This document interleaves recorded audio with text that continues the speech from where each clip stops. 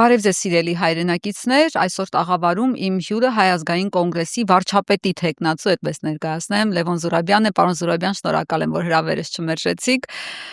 Բարև ձեզ, շատ լավ էլ ներկայացրիք, ինչ ա եղել։ Մինչ մենք այստեղ տաղավարում զրուցում ենք, հրապարակին հարակից Ամիրյան փողոցում խորոված փարթի է կազմակերպվել, պարոն Զուրաբյան, նախ չգիտեմ անցել եք այդ հատվածով, փորձել եք օգտվել, չեք օգտվել, ոնց եք վերաբերվում այդ խրախճանքին եւ արդյոք սա ընտրությունների նախաշեմին բան չի, ընտրակաշառքի ձև չի քաղաքացիների։ Նախ նման օրվա հիմնումը ցույց է տալիս, որ Փաշինյանի քաղաքական թիմը բացարձակապես ոչ մի կապ չունի ժողովրդավարության հետ, որովհետև նման կերպ վարվում են, ասենք, գաղափարախոսակ, ոնց ասեմ, տոտալիտար տենց գաղափարախոսություն ունեցող ուժեր։ Օրինակ բոլշևիկները իրենց իշխանության գալու օրը, ասենք, նոյեմբերի 7-ը հիմնել էին որպես մեծ տոն։ Եվ շատ լրջորեն ամբողջ խորհրդային միությունում դա նշում էր, կար նաև Հայաստանում խորհրդային իշխանության հաստատման օրը, որը նույնպես տենց նշվում էր, դա մի բան է, մի սովորություն է, որը հատկորոշ է նման տոտալիտար մտածողություն ունեցող ուժերին։ Հիմա իրանք պատկերացրեք, ըստ էության, եթե մենք խոսում ենք, որ Հայաստանը դեմոկրատական երկիր է, այդ դեմոկրատական երկրի ուժերից մեկը, որը այսօր իշխող է, որ իր իշխանության գալու օրը հայտարարել է համաժողովրդական բան, տոն։ Ընդ որում ինչն է հիմնավորումը, որ այդ օրվանից հպարտ քաղաքացին վերջապես վերցրեց իր ձեռքը իր ճակատագիրը եւ հաստատեց Հայաստանում ժողովրդավարություն։ Բայց հիմա լավ էլ առիթ է ընտրություններից առաջ մի հատ քննարկենք այդ տոնի, այսպես ասած, հիմքերը։ Մի հատ հասկանանք ինչ է մնացել այդ հպարտությունից եւ ընդհանրապես ժողովրդավարական այն սկզբունքներից, հա, բանը էսա չէ, խորհրդանիշը, որ քաղաքացին վերջապես հաստատեց ժողովրդավարություն եւ այլևս երկիրը իր ձեռքում է գտնում։ Հիմա տեսնենք ինչ է մնացել այդ քաղաքացիական հպարտությունից։ Գիտեք, եթե խոսում ենք ժողովրդավարությունից, այս իշխանությունները շատ հետաքրքիր ոճ ունեն ժողովրդավարության։ Օրինակի համար ես բնականաբար երբեք չեմ ընդունի իմ կյանքում, ասենք, այն հայացքները, որ ունի Գյումրի քաղաքապետ Վարդան Ղուկասյանը։ Կոմունիստ է, մենք կոմունիզմի դեմ ենք պայքարել, չգիտեմ, տենց մի քիչ այլ մշակույթի բաների մեջ է նաև ընկղմված եւ այլն, մենք ավելի ցիվիլ, դեմոկրատական, քաղաքացիական իշխանության մոդելն ենք պատկերացնում։ Բայց կներեք, այդ մարդը համաձայն երկրում գործող կանոնների եւ օրենսդրության ընտրվել է քաղաքապետ։ Ասենք մեծամասնությունը իրան չի ընտրել, բայց գնացել է ինչ-որ դաշինքի կամ դաշինքի չեն գնացել, բայց ամեն դեպքում իրան ընտրել են։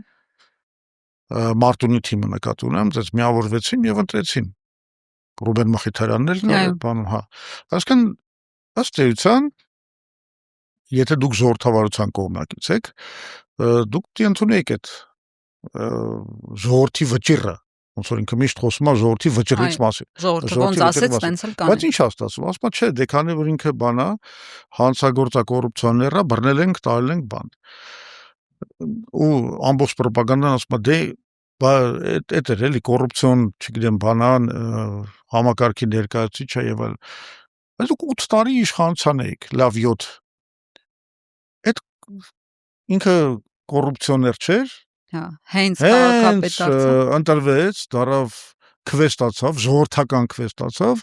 այստեղ քնչական մարմինները սենց իրենց գործը կատարեցին, հա։ Իրականում հասկանալի է, որ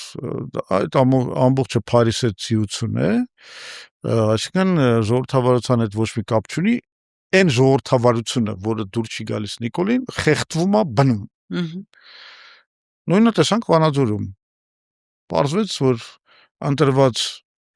քաղաքապետ Մամիկոն Ասլանյանը բանա էլի կոռուպցիոներա հանրապետականա, չգիտեմ ինչա, էսա, էնա էլի այդ մարդու մասին մոռացել էին քնչական մարմինները, բայց հենց ընտրվեց բան քաղաքապետ, համայնքապետ, միանգամից հայտնվեց բանտում, բայց մենք մեր փորձել ունենք այդ հարցում, ինչ տեղի ունեցավ Ալավերդիում, ամբողջ ՔՊԱ-ական վերնախավը ընկել էր մեր հետևից, Հայ ազգային կոնգրեսի հետևից, անձամբ իմ հետևից, աղերսելով,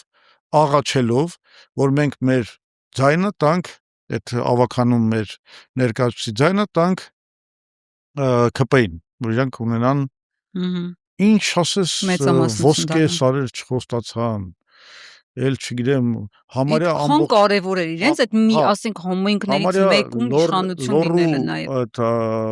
ամբողջ իշխանությունը եւ պաշտոնները պատրաստ էին մեզ տրամադրել, որ մենք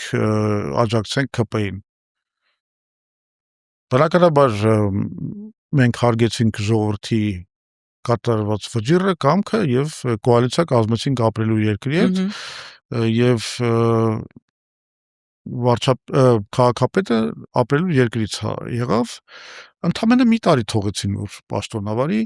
այդ ընթացքում մեզ էլ էին բացատրում, ասում են լսեք, կամ դուք փոխվեք մեր կողմ, որ մենք փոխենք իրեն, կամ մենք իրան հետապնդելու ենք քրեական գործեր, բան, մեկը ինքը պիտի նստի, բան, քրեական գործեր էլ բան արեցին, էդ էլ չօգնեց, որովհետև ոչ մի բան չէին կարողանում անել տվյալ դեպքում, ինչ արեցին վերջը, անգամ ստիպել տվեցին քաղաքացիական պայմանագրի ավականու մի ներկայացուցին հրաժարական տալ, որտեղ նա անվստահություն չէր հայտնում բանին Արկադիին եւ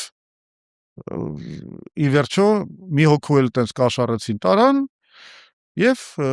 հեղաշրջումը կատարեցին, էնել ոստիկանության սպեցնազի գործադրմամբ, ես անձամբ ներկա եմ եղել այդ օրը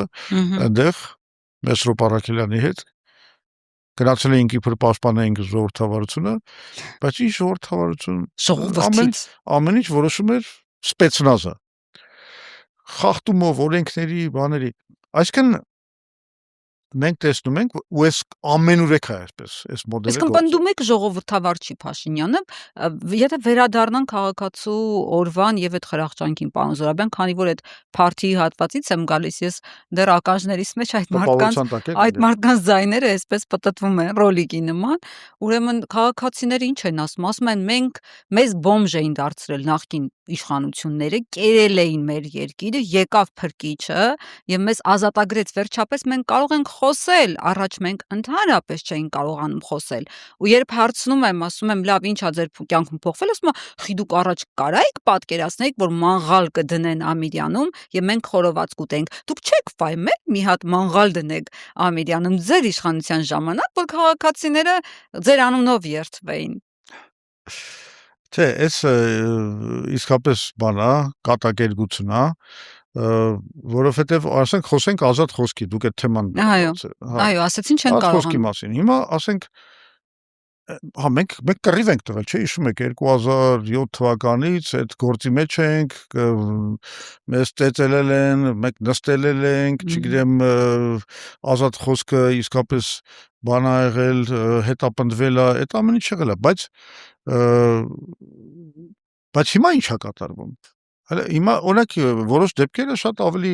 աղաղակող են, քան այն ժամանակվա դեպքերը։ Օրինակի համար Միքայել Սրբազանի գործը։ Այդ ինչ է։ Այսինքն հոգևորական մի հատ sense բանա, մի հատ ահաբեկչական ակ բանա ասելա բանա, լավ մեկը չգտնվեց այդ հեղաշրջում կատարի ու սրա համար այդ մարդուն տարան բանտ նստած։ Աստղիկներ էին գտել տնից, պոլիփայտ էին գտել։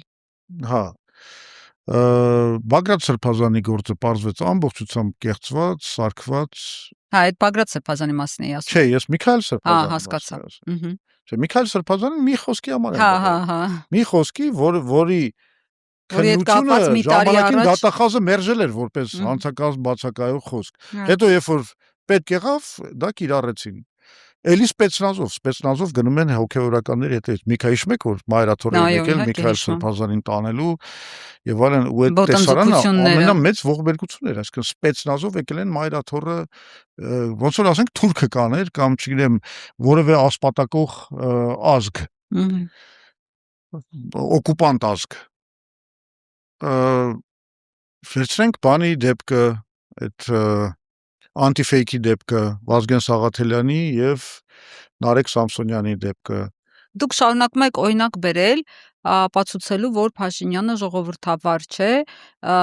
հայացքների համար քաղաքական հպարտ քաղաքացու դիրքերից վերլուծել ինչա տվել Նիկոլ Փաշինյանի ժողովրդավարական հեղափոխությունը 2018 թվականին։ Այդ եմ ուզում հասկանամ։ Իրենց ասում են մեզ տվել է խոսելու իրավ, մենք Ամիրյանում աղալի կողքը կանգնում ենք, խոսում ենք։ Ավելի շատ ուտում են, քան խոսում են։ Եվ են, համատեղում են։ Իմ ասածը հետևյալն է, իրականում ոչ մի առաջընթաց ժողովրդավարության առումով ոչ միայն չկա, եղել է մի կարճ ժամանակ տենց բանա, դե հեղափոխության առաջի սենց բանա, ազատագրող այդ բաները էլի, այդ հնչյունները, բան, տենց ինչ-որ բան են ստեղծում,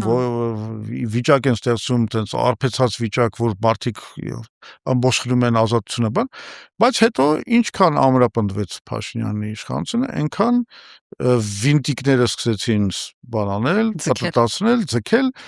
եւ հիմա ասում եմ, բաներ կան, որ ուղղակի մարդկանց են, նույն Արմեն Գրիգորյանին, չէ, հասցրեցին մահվան դուռը հասցրեցին։ Դատարանում հենց ինֆա։ Չէ, իրականում ահավոր բաներ են կատարվում, ահավոր բաներ, եւ այդ ամեն ինչը արվում է ժողովրդի անունով, բոլշևիկները էլ են այդպես անում։ Այո։ Բաներ, նրանք ժողովրդի դատաստանն էին անում։ Հիմա նույն բանը, ասեմ ձեզ, բոլշևիկյան էս ոճը լրիվ համապատասխանում է Նիկոլենց էս ոճին։ Բոլշևիկների նման իրանք փորձում են 20-30-ական թվականներին ոնց որ իրանք էին անում, ասենք, ջնջել հիշողությունը հայերի ցեղասպանության մասին, իրանք նույն բանն են անում։ Այս հարձակումները եկեղեցու, մամուլի, քաղաքական գործիչների վրա բացարձակապես նույն բանը, ու կեղտոտ պրոպագանդա, կոմպրոմատներ, ու վերջո բան այդ ծայրահեղ զզվելի մի բառապաշար, այսինքն լումպեն բանին, ասենք, սինլքորի, տենց մակարդակի ինչ-որ բառապաշար, այսօր վարչապետն է մտցրել եւ օգտագործում է ամեն րոպե, այսինքն սա մի հատ բոլշևիկյան իշխանություն է, եւ ես կարծում եմ այդ 25-ին այսօրվա, հա, ապրիլին այդ հպարտ քաղաքացու օրից, որում ասենք խորոված էին անում, մնացել է մենակ խորովածը։ Ես օրինակ ասեմ, քանի որ խորովածը լավ բան է, մենք բոլորս էլ ընդունում ենք, որ խորովածը լավ բան է։ Այսօր օրինակ ես տունը պլանավորել եմ, որ խորոված կանեմ, հազիվ տենց մի հատ բան է, ազատուրա։ Եկեք փոխենք այս օրը, դարձնենք խորովածի օր, պրծնենք, որտեվ ուրիշ բովանդակություն այս օրը չունի։ Ուրիշ ոչ մի բովանդակություն չի, ոչ քաղաքացի է մնացել այսօրվա մեջ, ոչ հպարտություն է մնացել, ոչ ժողովրդավարություն, ոչ ճակատագիրը սեփական ձեռք վերցնել, ոչ մի նման բան չի մնացել։ Այսօր, չգիտեմ, եթե պետք է համարենք, որ 18 թվականի այդ հեղափոխությունը Թավշյա իսկապես ինչ-որ հույսեր ներշնչում էր, որ կարող է պատահի, բան Հայաստանում հաստատվի ժողովրդավարություն, այդ հույսերը բոլորը իջիկ են գնացել, որովհետև տեսեք հիմա ինչ են անում։ Հիմա էլ որոշել են, որ իրանք կարող են որոշել, թե ով է պարլամենտ անցնելու։ Այո, ես ուզում էի իդեպ այս մասին հարցնել։ Հա։ Փաշինյանը արդեն որոշել է։ Էլ ում եք հարցնելու։ Չգիտեմ, ինչ են կնդրել։ Փաշինյանն ասել է, որ դուք չեք անցնելու խորհրդարան, շանս չունեք։ Ընդ որում հետաքրքիր ինչ էր, որ Իրան ոնց որ այդ հարցը չեն տվել։ Այո, ինքնական որոշեց։ Ինքը վերլուծել։ Որոշել է իր բարձր վարչապետական միկրոֆոնը առանց որևէ կողմից հնչած հարցի, առանց սադրանքի, առանց, չգիտեմ, որևէ հիմնավորման մեկ էլ բացել էս հարցը, որ Հայ ազգային կոնգրեսը չի անցնելու պարլամենտ։ Հիմա հարց է ցակում, հələ ոչ քարոզչություն է սկսել, ցուցակը 2 օր առաջ ենք հանձնել, նախընտրական ծրագիրը հեսա նոր պիտի հրապարակենք, այսինքն մեծ հաշվով ընդհանրաշավի քայլերը, որոնց հիման վրա հայ ժողովուրդը պետք է կատարի իր ընտրությունը, արված չեն։ Բայց Նիկոլ Փաշինյանը արդեն որոշել է, որ Հայ ազգային կոնգրեսը չի անցնելու։ Բայց ես սփոփ եմ, ինքը նաև ասել է, որ չեն անցնելու այսպես կոչված իր խոսույթով եռագլուխ այդ դևի բոլոր գլուխները, հետևաբար հարց է առաջանում, ով է անցնելու։ Հա, այդ իսկապես հետաքրքիր հարց է, որովհետև իրենց իսկ կողմից ընդունվող սոցիոլոգիական հարցումներով այդ ուժերն են ինչ-որ բան հավաքում, ասենք եթե գումարային բոլորի բաները սենց միացնես, իրան շատ ձայն է ստացվում։ Հիմա եթե այդ բոլորը չեն անցնելու, հարցը թակում ով է անցնելու, ով, այդ ուստեղ պատասխանն էլ հասկանում ենք, որ Փաշինյանը արդեն նստել գրել է իր բանը, կազմը ու ապագա խորհրդարանի իր ուզած կազմը արդեն գրել է եւ ըստ էության ըստեղից էլ է պարզվում, որ ժողովրդավարությունը Հայաստանում վերջացած է, որովհետեւ նման բաներ, հա, աշխարհում ընդունված է, ինչ որ թագավորներ նստում են իրանց վերահսկողության տակ գտնվող պարլամենտի ապագա կազմը գրում են։ Իր սիրելի գործընկեր Իլհամ Ալիևը այդպես է անում։ Այն աստիճանի է այնտեղ կանխորոշված ընտրությունների արդյունքները, որ ընտրությունների արդյունքներից, ասենք, առաջ մի հատ ինչ-որ բանի պատճառով, կոմպյուտերային մի հատ ինչ-որ խնդրի պատճառով այդ iPhone-ների վրա գալիս է ընտրությունների արդյունքները։ Հələ դեռ հաշված չի, հələ դեռ ոչ ոք չի հաստատել բան։ Նախորդ բոլորն իմանում են։ Բայց Նիկոլին պետք է հուշել, որ այդ Իլհամ Ալիևի սխալները SMS-ով ինձ տեղեկացնի։ Հա, որ այտենց բան էլի խայտարակություն չլինի։ Բայց ըստ էության էս է կատարվում, այսինքն ինքը իր էս բառերով, իր էս գնահատականներով ոչնչացնում է ժողովրդավարությունը։ 19 ուժ մասնակցում է պարոն Զուրաբյան, կարող է արդեն գծել է, որ դուք չեք լինելու, չգիտեմ, Սամվել Կարապետյանի ուժը չի լինելու, Հայաստան առանց սադրանքի, առանց հարցի, ինքը վերդիկտը ասում է մեր նկատմամբ։ Ինչի։ Բացեմ ես գաղտնիքը։ Բացեք։ Որովհետև իր համար իրականում ամենասարսափելին մեր մասնակցությունն է։ Ինչի։ Ասեմ ինչի։ Մեզ ոչ կարող է մեղադրի կոռուպցիայի մեջ կամ այդ կոռուպցիայի բանը թալանը նախկինների բան եւ այլն, այս ոչ մի բանի մեջ ինքը մեզ չի կարող մեղադրի, բացարձակապես։ Մասուտի գործից բռնած ամեն ինչ կհիշացնի։ Մի րոպե։ Այդ դու շատ սխալվում եք։ Եթե հիշող էր, ինքը պետք է հիշեր 2007 թվին, երբ որ եկավ եւ Տեր-Պետրոսյանին աջակցեց, բայց ինքը ժամանակ լավ էր ձեր հետ։ Այդ ժամանակ, երբ որ Տեր-Պետրոսյանը հայտարարում էր, որ համակարգային վերիցվար ստրուկտուրիզացված կոռուպցիա է Հայաստանում, ինքը կանգնած էր Տեր-Պետրոսյանի մեջքի հետևում եւ հրճվում էր այդ խոսքերից, այսինքն ինքը համարում էր, որ գալիս է մի մարդ, որը մաքրելու է Ավգյան ախորները եւ ինքը լրիվ այդ մարդու հետ էր, այսինքն ինչ որ նոր փաստ չի ավելացել։ Չի իմացել, աչքերը բացվել են, ասում է պետք է նայես ու չտեսնես, ինքը հիմա նայել ու հանկարծ տեսել է մի բան, որը չի տեսել նախկինում։ Կներեք, իշխանության գլուխ է, եթե ինչ-որ մի նոր բան բացվել է, թող ընթացք տա։ Օրինակ մենք միշտ ասել ենք, որ 91 թվից սկսած բոլոր բաները պետքա բացել, 91 թվից սկսած։ Ու ասել ենք անգամ, որ պետքա այդ բանը չտարածել բանա ինչ-որ սկզբունքներ, վաղեմության եւ այլն 91 թվականին։ Մենք ենք կողմնակիցներ, մեր ծրագրում է դա եղել։ Հիմա Թող հանի ջրի երես։ Շաղ իշխանությունը իր ձեռնա, թող այդ մեր ծրագիրը իրականացնի, այդ վաղեմության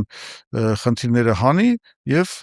հետազոտի կոռուպցիայի դեպքերը 91-ից սկսած։ Հեսա տեսանյութեր կհայտնվեն սև սպիտակով, ինչու էին մեր երեխաները տաշտով ջուրը տաքացնում կիպիծիլնիկով եւ լողանում, իսկ այդ ընթացքում այսինչ պաշտոնյան դվիժոկով լույս ուներ։ Իսկ այդ ու հարց է ցակում, բայց ինչի է ինքը իր համար կարևորվում մի ուժ, որը անգամ իր պատկերացմամբ շանս էլ չունի անցնելու։ Ասում եմ, հա, եթե շանս չունի, չես խոսում մեր մասին։ Մեզ չի կարա, ամենակարևոր բանը, ինքը հասկանում է, որ միակ քաղաքական ուժը, որը կարող է իրան այս դեբատներում, այս ընդհանրապես այս նախնական պայքարում իրան մեղադրի 2019 թվի պլանը չընդունելու, հետևաբար ամբողջ Հայաստանը ու Արցախը կործանարար պատերազմի մեջ այդ բոլոր ուժերն էլ անում են, մեղադրում են, քննադատում են։ Բայց իրանք քննադատությունը ոչ մի նշանակություն չունի, որովհետև 2019 թվականին իրանք հավաքվում էին Ստեփանակերտում ու ասում էին, որ սա բանա դավաճանական պլան է, մենք չպետք է գնանք այս Մինսկ բանը մադրիդյան սկզբունքները, սանք Ղարաբաղի կործանումն է եւ այլն եւ այլն։ Այսինքն իրականում հիմա կարող է մեղադրեն, ինչ անեն, բայց հավատ չի լինի, որովհետև այն ժամանակ դուք երևի տեսել եք այդ կլիպը, որտեղ բոլոր քաղաքական ուժերը ասում են Ղարաբաղի հարցը լուծված է, վերջ, մենք լուծել ենք արդեն։ Եվ միակ ուժը, որ ասում են, որ չլուծված չի եւ վտանգավոր է չլուծելը, դա Հայ ազգային կոնգրեսն է։ Տեսել եք այդ։ Այսինքն այդ ուժերի կողմից քննադատությունը իրան շատ հեշտ է։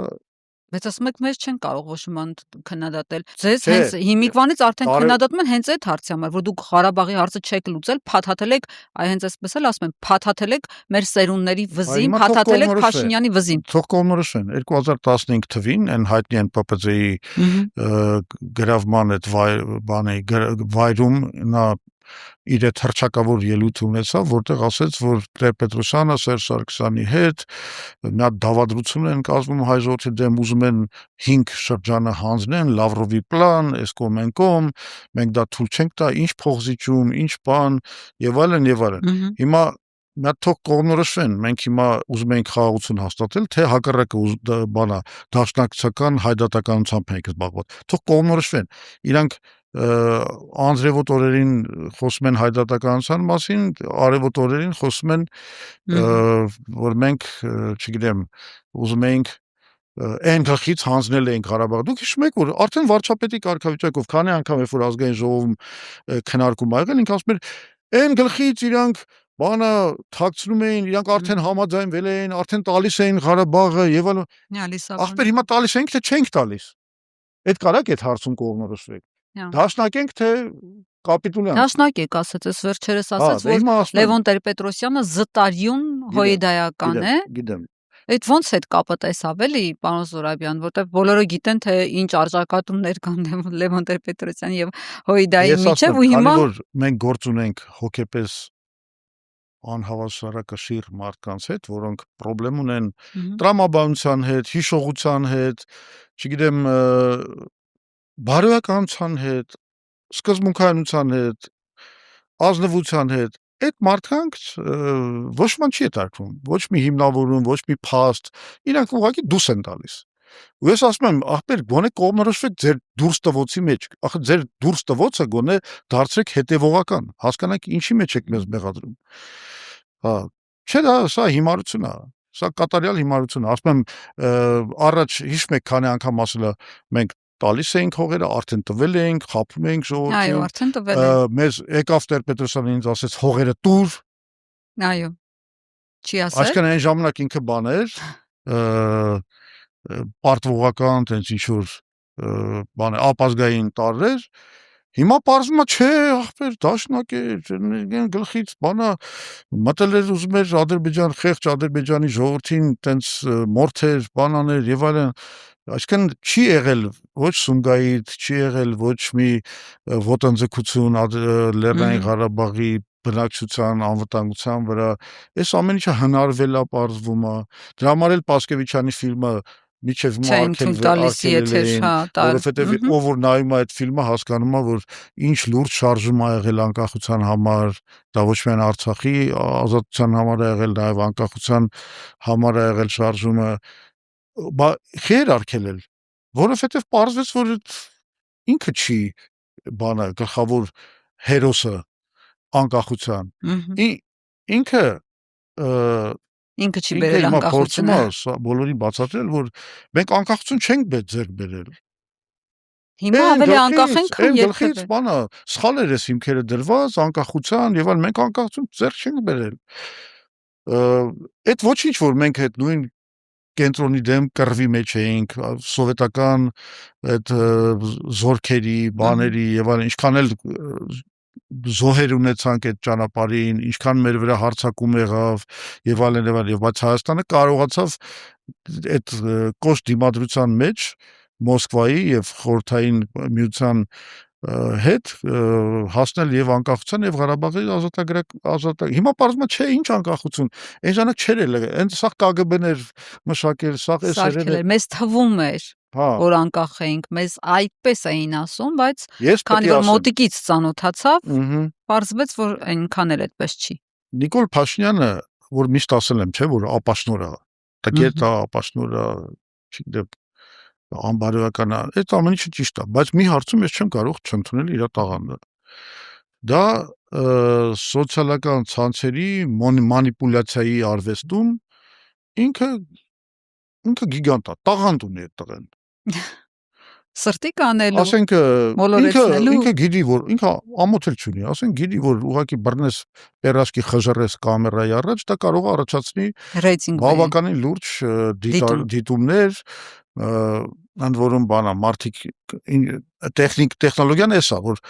այդ մարդիկ տեսնում են որ ինքը ինչ որ նույն բաներն ա ուտում կամ հասարակ բաներ ինչ որ իրենք ու նույնականացնում են իրան իրանց հետ այո հա ասենք բնականաբար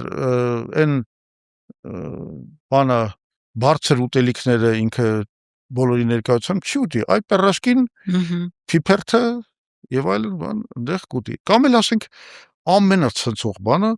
ասենք այս վերջի մանիպուլյացիան դա այդ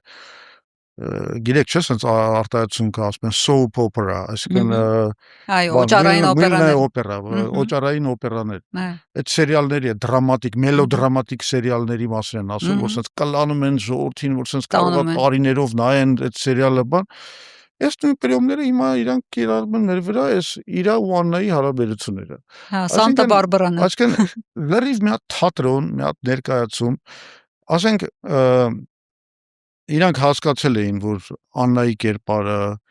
նրա այդ ծոփ բաները, այդ շորերը, զարդարանքները, պայուսակներ, շքեղություններ, երևակայել բանը ու բանը, նաև ասենք բառապաշարը,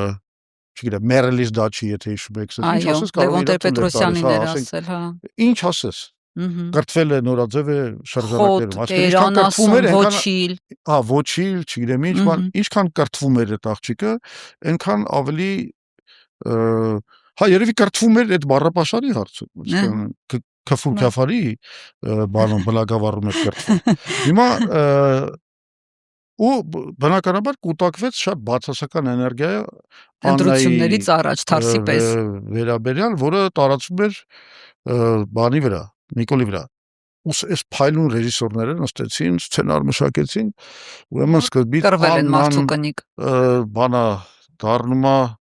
բան Զոլուշկա էլի այտենց ինքը վեշերը հավաքում է գնա քարտից փող չունեմ ինչ որ 5 միլիոն դրամ եւ զարդարանքները հանձնում է պետության չեմ ուզում դուրս է գալիս այդ ապարանքներից գնում է սովորական մի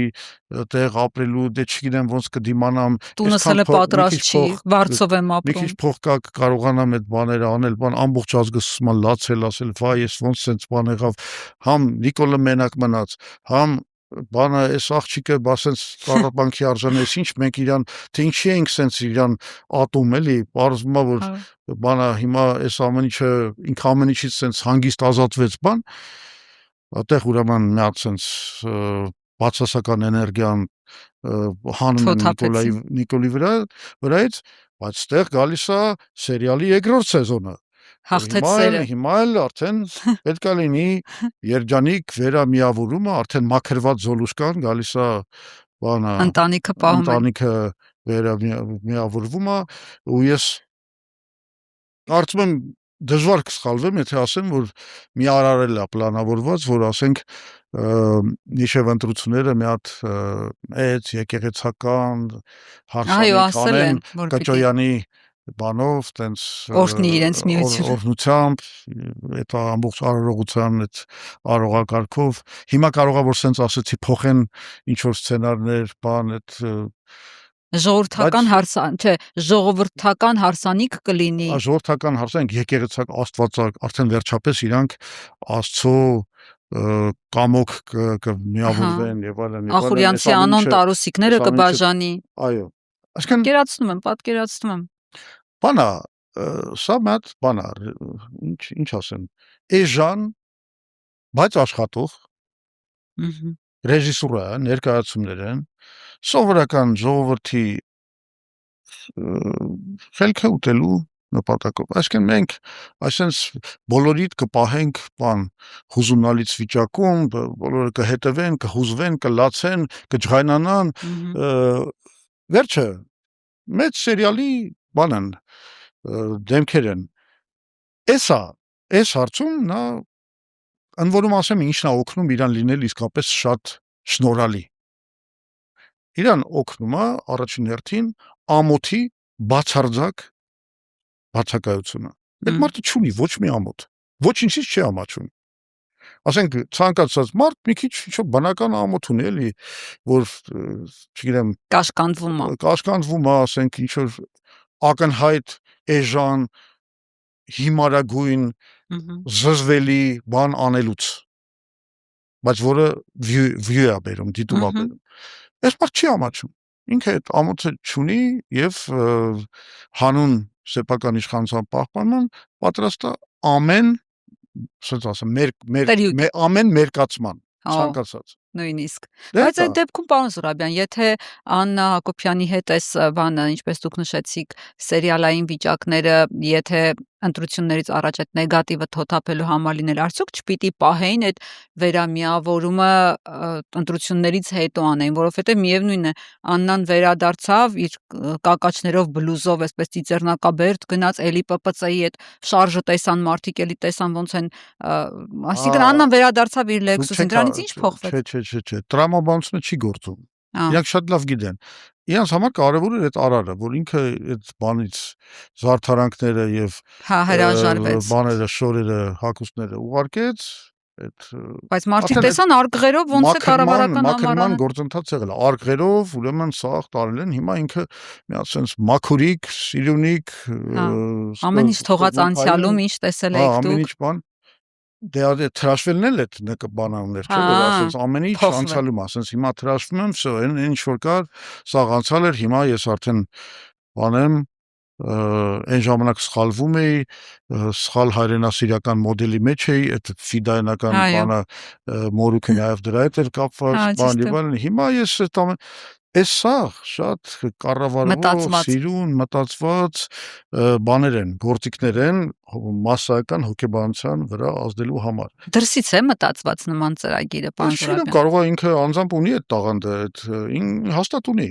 Ինքը ժողովրդի հոգու հետ խաղալու այդ մանիպուլյացիայի արվեստին շատ լավ տիրապետում է։ Բայց ինչի՞ ժամանակ չէ։ Այնուամենայնիվ այդ ամբողջը հետ հանդերձ դու ավիրել ես Հայաստանը, դու Արցախն ես ջախջախել, դու կորցրել ես Արցախը, քո որովհետև այդ տրյուկերը, այդ բանի օճառային, այդ օպերայի տրյուկերը բանի մոտ չեն ասում, աշխարհի մեծերի մոտ չեն ասում, այնտեղ թքած ունեն այդպես բաների վրա։ Այնտեղ շատ ավելի կոշտ քաղաքական սկզբունքներ են գործում եւ այնտեղ ամեն ինչ որոշում է ռեսուրսները։ Իսկ ռեսուրսների կառավարումից Նիկոլ Փաշինյանը ոչինչ չգիտի։ Ինքը գիտի մարդկանց ինստինկտների վրա խաղալու արվեստից։ Ռեսուրսների կառավարումից ոչ բան չգիտի։ Ասենք ինքը չի հաշվարկել, երբ որ գնացել է այս Su 30 SM բաները առել է, մենակ դրա համար, որ մի հատ սելֆի անի, բայց ոչ առել է դրա հետ ոչ հրթիռները, ոչ տրեյնինգը, այսինքն բաների, օդաչուների, ոչ դրանց սպասարկումը, բաները, պայեստամասերը եւ այլն եւ այլն։ Ստացել է նկար արդյունքում։ Այսինքն բուն գործից ոչ բան չգիտի, բայց ցույց տալու տենց հոգեբանության մանիպուլյացիան իր կանյոկն է, իր գլխավոր տաղանն է, ինքը այդ գործով զբաղվում է։ Հիմա մեր ժողովրդին իրականում պետք է այդ ճիրաներից փոկել։ Այդ ճիրաներից, որ հələ դեռ կա խապված մասը, որը այդ բանի հետևից, այդ մակերեսային, այդ խաղերի, այդ սցենարների, այդ բան սերիալի հետևից, ամուսնացան, բաժանվեցին, վերամիավորվեցին, զարդարանքները ուղարկեցին, այս արին, այն արին։ Այս սաղ sense մի հատ բան է, հեքիաթային մի հատ թատրոն է, որի գայթակղությունից մեր ժողովրդին պետք է հանել, որովհետև հիմա էլ պատմական պահ է, որովհետև գալիս են ընտրություններ, որոնց խաղադրույքը շատ մեծ է, այսինքն շատ բան է դրված խաղադրույքի մեջ, ճակատագիրն է դրած, այստեղ մի պահ է, երբ որ հայ ժողովուրդը կարող է իր մասնակցությամբ փոխի ընթացքը, բայց դրա համար ինքը պետք է ազատվի այդ բաներից, այդ sense ասեմ, այդ մանիպուլյացիաներից, ուղեղի լվացումից, թմրեցնող այդ մագիայից, որը այս բաները, այդ սցենարիստները մեր համար չէ, էլի տենց սովորական ժողովրդի համար մշակել են եւ ներշնչում են։ Այս հիմա այս պահն է, հիմա իմ խորհուրդը մենակ էս կլիներ։ Պետք է մի անգամ փորձ անենք, տեսնենք, թե ով ինչ է առաջարկում։ Ծրագրի իմաստով, ռեսուրսների կառավարման իմաստով, ինչ երկիր ենք մենք ուզում։ Արդյոք Նիկոլը մեզ բերում է խաղաղություն, թե մեզ բերում է խաղաղության պատրանք, որից հետո մեզ մորթելու են ավելի մեծ տեմպով։ Արդյոք ինքը ընդհանրապես գաղափար ունի աշխարհաքաղաքական process-ների մասին, թե ուղղակի այդ պահին ով իրան այդ բաները տեխնոլոգիաները, որը ինքը կիրառում է սեփական ժողովրդի վրա,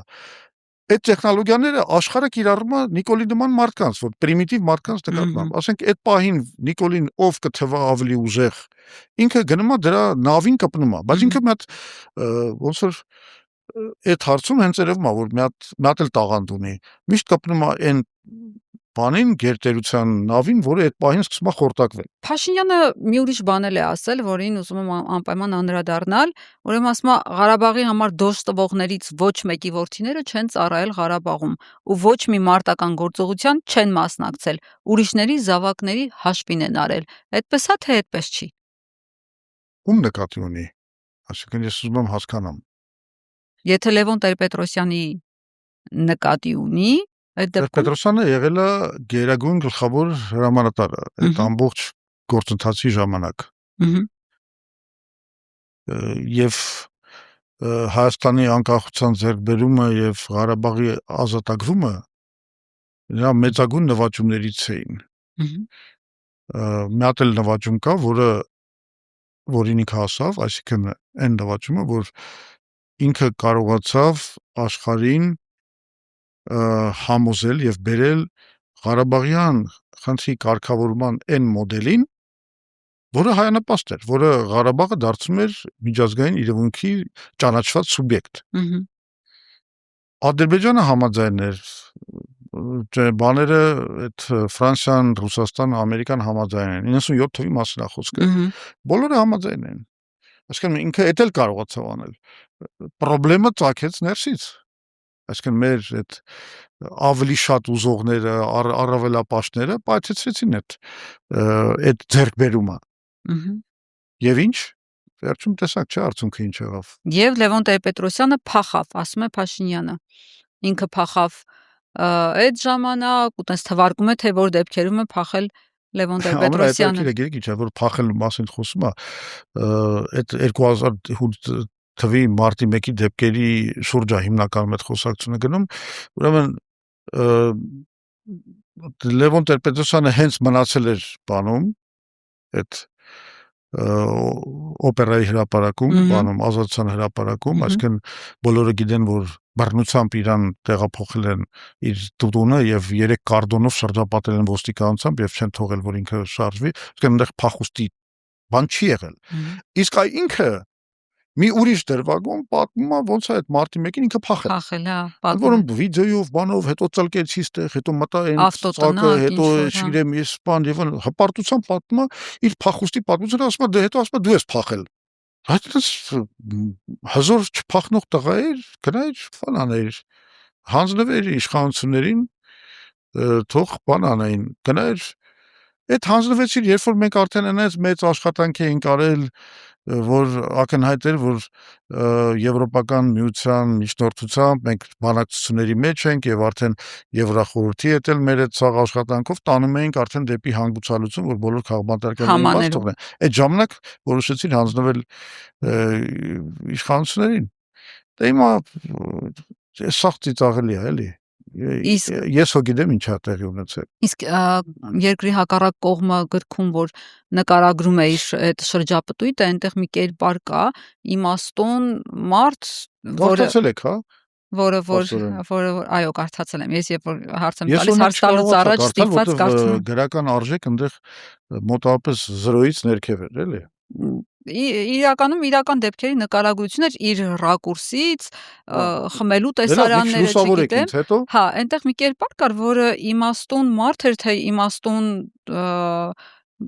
չեմ հիշում ինչ էր ձևակերպում, բայց իմաստուն բառը ֆիքսել եմ, այդ մարդու կերպարի տակ Լևոն Տեր-Պետրոսյանին են տեսնում, որ ինքը ամենտեղ ինչ որ ճանապարհներ է բացել, իրեն օգնել է, մարդկանց է զանգել այդ փախուստի ընթացքում։ Դա այդպես է, թե այդպես չի, ուզում եի ձեզնից ճշտել։ Լևոն Տեր-Պետրոսյանը իր փախուստի այն որ մենք իրան միշտ օգնել ենք, ինքը քաղբանտարկյալներից մեկն էր, սկզբից բնականաբար ուղղակի բաներ թաքնվում էր, այդ եղել ենք օգնել, այսինքն եւ հետագայում էլ ենք օգնել եւ հետո իրավաբանական բոլոր խնդիրներում, ծախսերում եւ այլն, ինչպես բոլոր քաղբանտարկյալները, մենք քաղբանտարկյալների ֆոնդ էինք ստեղծել, Մանուշակ Պետրոսյանն էլ դա ղեկավարում էր ու փայլուն աշխատեց, հիշում եմ գնում էին իրանք հետ գնում էին Լոս Անջելեսում դրամահավաք էին անում, բերում էին, հետո այդ շատ հանրային վերահսկողության տակ դրեցինք այդ հիմնադրամը եւ բոլորը։ Չէ, խոսքը տակից օգնելու մասին, այսինքն ինչ որ զանգելով տարբեր երկրներում, որ իրեն ինչ որ մարդիկ դիմավորեն, ինչ որ տեղեր տանեն, այս տիպի օգնության մասին։ Հավատացիք, հա, որ ինքը Հայաստանից դուրս է եկել, հա։ Փաշինյանը վստահեցնում է, որ Տեր-Պետրոսյանը հիմա առավել եւս իրականությունից կտրված է, բայց խնդրեմը այդ չի։ Խնդրեմն այն է, որ նա նույնիսկ իր նախագահության տարիներին է իրականությունից կտրված եղել։ Հիմա երբ հետահայաց խոսում են իրենց կառավարման որակի մասին, այդ կառավարման որակը մոռացել են մարդիկ, քաղաքական սպանությունների շքերթից սկսած փողոցներում տեղի ունեցող ամենաթողությամբ շարունակած։ Ուրեմն շատ ներողություն եմ խնդրում, էլի, բայց իրականությունից կտրված լինելու մասին խոսում է մի մարդ, որը իրականությունից այնքան կտրված էր, որ մերժեց 2019 թվականի Մինսկի խմբի պլանը, խոսելով զրոյական կետի մասին եւ այլն, միտեղ էլ ասեց թերագնահատեցինք միջազգային զսպման մեխանիզմների անբավարարությունը, այսինքն մի մարդ է խոսում, որը անգամ չի պատկերացրել իր գործողությունների հետևանքը, կամ եթե պատկերացրել է ավելի վատ։ Հիմա ինքը տենց անշում, որ իբր թե գիտակցաբար է։ Իրականում ես վստահ եմ ինքը ուղղակի չի հասկացել իր գործողությունների հետևանքը, բացարձակապես։ Որտեվ այդ աստիճանի բան է, տգետ է։ Ինքը այդ աստիճանի ոչինչ չի հասկանում աշխարհաքաղաքական զարգացումներից, միջազգային հարաբերություններից, բանակցություններից եւ այլն։ Իր օգնականին ուղարկել էր, չէ՞, Ալիևի այդ հանդիպումից առաջ, որ մի հատ 3 ժամ նստել եմ, բան եմ արել, մտցրել եմ այդ կուրսի մեջ, հետո պարզեց ոչ մի բան չի հասկացել, ոչ մի բան։ 0։ Ինքը չգիտեր ինչի մասին է խոսքը։ Ու տենց էլ բանակցել է։ Ինքը չի էլ հասկացել բանա ինչ են իրան առաջարկում։ Մի անգամ ասել է բանա, որ մեկ ասել է միգուցե ընդունենք այդ Լավրովի պլանը, էլի, կարող է այդքան բան, ասում է, որ տեսա, որ կարգավիճակի մասին անգամ բան չկա, կարգավորում չկա, էլ մանրամասների մեջ չմտա։ Հա։ Այսինքն, այս մարդը անգամ չի կարդացել այն պլանը, որ ինքը մերժել է, որի մերժման հետևանքով մենք ունեցել ենք մի մեծ պատերազմական աղետ։ Մինչդեռ ինքը էլ չի հասկացել 2019 թվի պլանի մեջ կարգավիճակի հարցը շատ լավ էր լուծվում։ Ասեմ ոնց, լուծվում էր շատ պարզ ձևով։ Ուրեմն մենք դուրս էինք գալիս 5 շրջանից, Աղդամ, Զանգելան, Ջաբրայիլ, Կուբատլի, Ֆիզուլի, իսկ Քելբաջարի եւ Լաչինի ոչ միջանցքային մասը կվերադարձվեց միայն այն ժամանակ, երբ որ համաձայնության գայինք Լեռնային Ղարաբաղի վերջնական կարգավիճակի մասին։ Այսինքն ինչ թարգմանեմ սա ինչ նշանակում դիվանագիտական լեզվով։ Այս պահին ընդամենը 5 շրջանը վերադարձում էր, պահում էր Ղարաբաղը ամբողջությամբ Լաչինով, Քելբաջարով քո վերահսկողության տակ, երաշխավորված խաղաղության պայմաններում։ Ու եթե Ադրբեջանը ուզում էր այն Քելբաջարն էլ ստանա միքչել Լաչինի այդ մասերից ոչ միջանցքային, ինքը պետք է ընդուներ Լեռնային Ղարաբաղի անկախությունը, որովհետև միայն այդ դեպքում կոնսենսուս կկայանար, այսինքն ինքը չի հասկացել, որ սա իրականում փայլուն կարգավորում է հենց բանի կարգավիճակի։ Հիմա չէր համաձայնվում Ադրբեջանը, Քելբաջարն ու Լաչինը այդքան մնում էին Ղարաբաղով երաշխավորված, այսինքն մեզ համար դա երկու տարբերակն էլ բան էր, ձեռնտու եւ շահող տարբերակներ էին։ Ինքը սա չի հասկացել։ Ինքը մտածել է, որ դե կարգավիճակի հարցը չի լուծվում։ Ինքը չի հասկացել դիվանագիտական լեզուն, նրբությունները, այս կամ բաները, կարգավորումները չի հասկանում։ Ցանկացած պրոգրամիստ, բան ծրագրավորող գիտի։ Եթե sense ես գնում,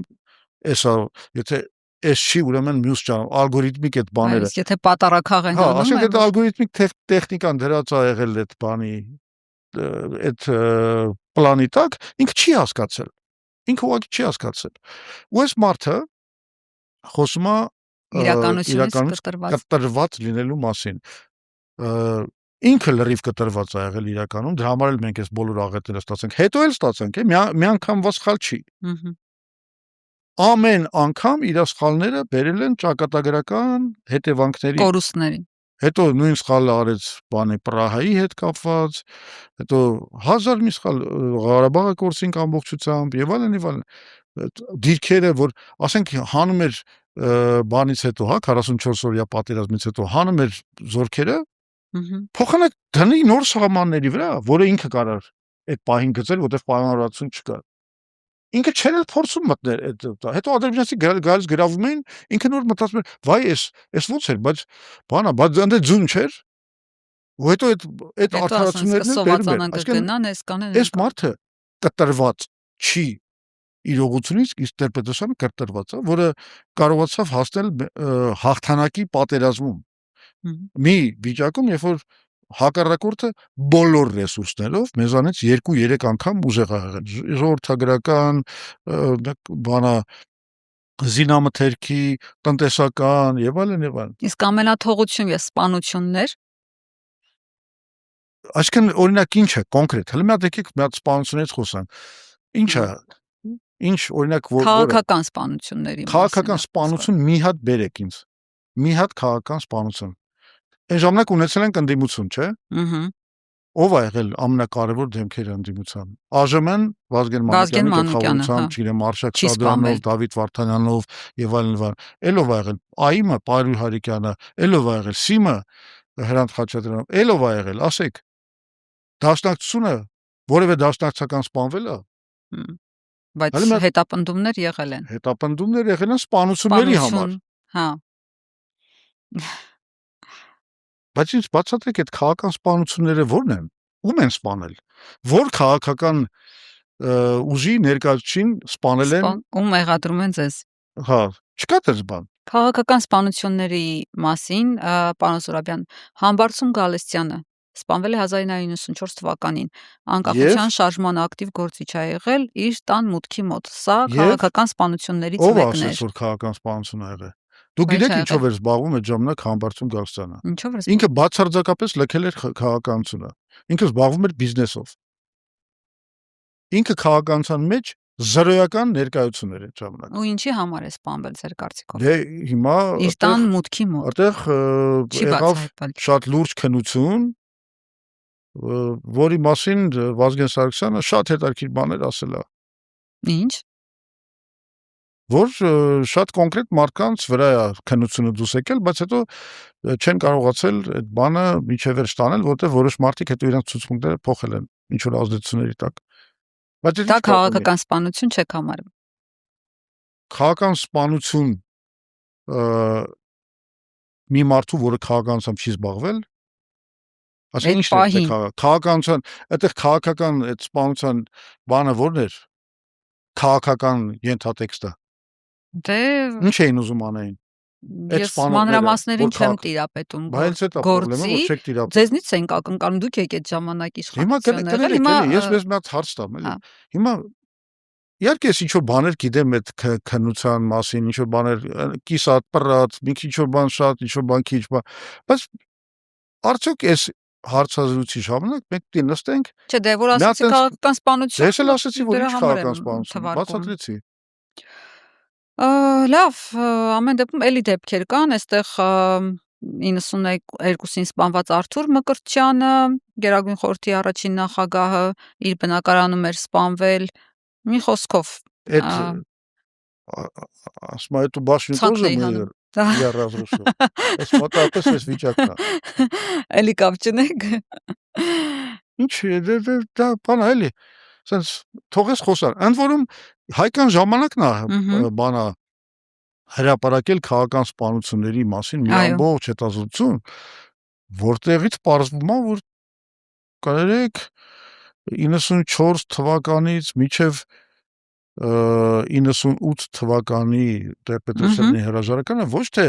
քաղաքական սպանություն, այլ ընդհանրապես որևէ աղմկահարույց սպանություն չի եղել։ Ու բացատրություն էլ է տալիս այդ նույն հայկական ժամանակը։ Եվ դե կապված է դրոյի խմբի բանա ձերբակալության։ Ինքն էր հեղինակը այդ նյութի։ Չէ, չգիտեմ ինքն էր հեղինակը թե ով էր, բայց այդ բաները տպվել են հայկական ժամանակում։ Հիմա այդ մարդը մեզ բանա դասեր է տալի բան, բայց ես էլի ուզում եմ ասեմ, դուք ստեղ մի հատ լուրջ բան զգացեք։ Ինքը գիտի, որ այս հարցերում մենակ մենք կարանք իրան վստահելիորեն քննադատել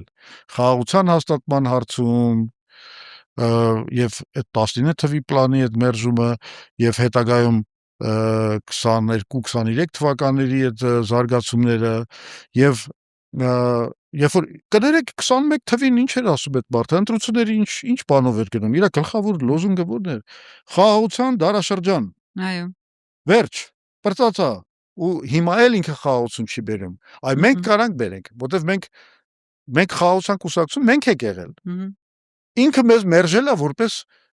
խաղաղության իր գաղափարախոսական խզումը, որ 2015 թվին ինքը հրապարակեց, տեղի ունեցել դրա հիման վրա։ Որ մեզ ինչ խաղաղություն, ինչ բան, մենք ոչ մի զիջման չպետք է գնանք եւ այլն։ Այս մարդը մեզ ուզում է, ինքը գիտի, որ խաղաղության հարցում ինքը ամենամեծ ավանտյուրիստն է, ինքը իրականում խաղաղություն այն ժամանակ ամեն ինչ արել որ խաղաղություն չլինի, հիմա էլ